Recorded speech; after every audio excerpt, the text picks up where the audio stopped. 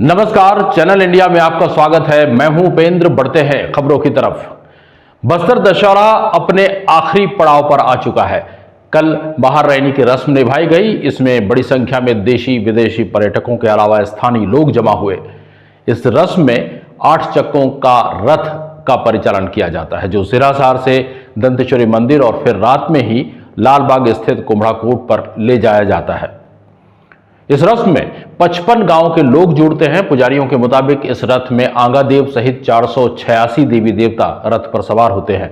इसके पीछे किंवदंती यह है कि महाराजा माड़िया समुदाय को किसी कारणवश आमंत्रण नहीं दे पाए और इससे माड़िया समुदाय क्षुब्ध हो गए और उन्होंने दशहरे के वक्त 11 दिन रथ को रात में ही चुरा कर ले गए और उसे कुम्भड़ाकोट के जंगलों में छिपा दिया और राजा को खबर कि अगर आप हमारे साथ भोजन ग्रहण करें तो हम आपको रथ लौटा देंगे। महाराजा ने उनकी बात मानी और कुम्भड़ाकोट गए, उनके साथ भोजन ग्रहण किया।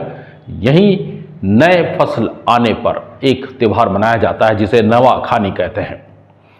और बाहर रहने के विधान में कुम्भड़ाकोट में स्थित रथ को बाजे गाजे के साथ समारोह पूर्वक वापस जगदलपुर दंतेश्वरी मंदिर लाया जाता है। इसके बाद शाम को विशालकाय 8 चक्कों के रथ का परिचालन किया जाता है।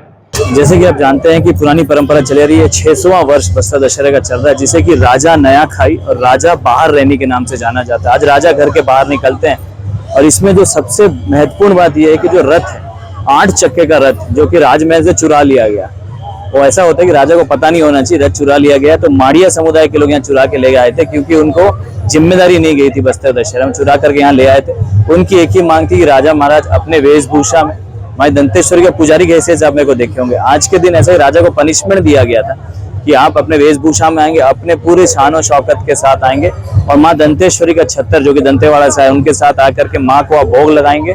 और जो चावल आप सबको अभी जो ग्रहण करने मिलेगा, वो चावल बस्तर संभाग के सभी गाँवों से आए हुए चावल है, जिसे खीर बनाया जाता है। खीर बनाने के बाद भगवान को चढ़ाया जाता है। उसे हम नया खाई के रूप में, मेरा भी उपवास चल रहा है, आज मेरा उपवास टूटेगा, तो आज उपवास टूटेगा तो नया खीर जो माँ को भोग लगे उसको चढ़ाने के बाद राजा का नया खाई, जिसे राजा नया खाई के नाम से जाना जाता है। और बस्तर संभाग में इसके जैसे बोला जाता है राजा बाहर रहने, इसलिए एक संदर्भ में बोला जाता है कि राजा आज के दिन बाहर मिलेंगे, राजा भीतर रहने मतलब घर के अंदर मिलेंगे। इस तरीके से अलवी शब्द है। इसके बाद आने के बाद राजा पूजा अर्चना करके माई को भोग लगाते हैं और साथ साथ जिया परिवार के जो लोग जिनको जिम्मेदारी दी गई है, उनके पूरे बच्चे आज 5 के 5 भाई यहाँ पे उपस्थित हुए हैं, उनको जिम्मेदारी दी गई जो दंतेवाड़ा से लेकर के आने, मौली माता के साथ छतर लेकर के यहाँ आए थे। आज मेरे साथ प्रोसेशन में माता साथ साथ आई है। इसमें बड़ा प्रख्यात है कि राजा पहले ऐसा था कि राजा एक रक्षक था वहाँ का, तो वो सामने चलता था, माता पीछे चलती थी, क्योंकि रक्षक करना पड़ता था, माँ के पास कोई ना पहुंच सके।